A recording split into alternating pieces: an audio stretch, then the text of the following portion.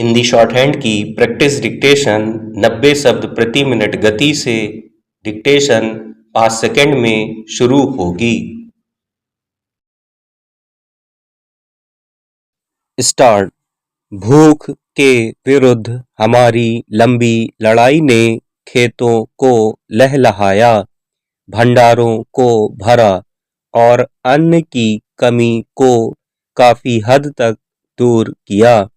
मगर इस उपलब्धि के बीच एक मौन संकट पनपता रहा और वह है पोषण की कमी।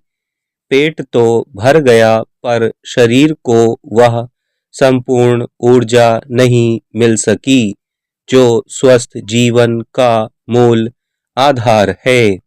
कई दशकों तक दुनिया भर में भूख से लड़ने का मुख्य उपाय यही माना गया कि अधिक से अधिक खाद्यान्न पैदा किया जाए। हरित क्रांति और उसके बाद कृषि के आधुनिकीकरण ने भारत जैसे देशों को खाद्यान्न उत्पादन में आत्मनिर्भरता की राह दिखाई। मगर आज चुनौती केवल पेट भरने की नहीं है, बल्कि शरीर को सही पोषण देने की भी है। यह दोहरी समस्या हमें कृषि नीतियों, फसल विकास की दिशा और खाद्य व्यवस्था पर गंभीरता से पुनर्विचार करने की ओर इशारा करती है। फसलों की नई नई किस्में इस उद्देश्य से विकसित की गई थीं कि प्रति हेक्टेयर उत्पादन अधिकतम हो सके।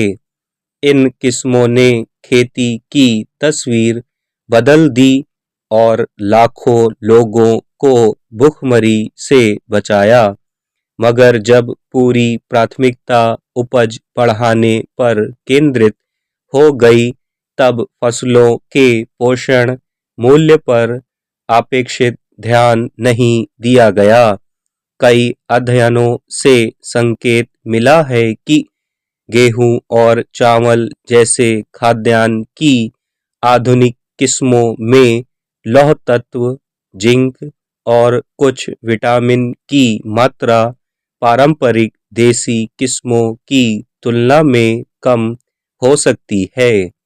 भले ही यह अंतर बहुत बड़ा ना हो, लेकिन जिस समाज का भोजन मुख्य रूप से अनाज पर आधारित है, वहाँ इसका प्रभाव व्यापक हो सकता है।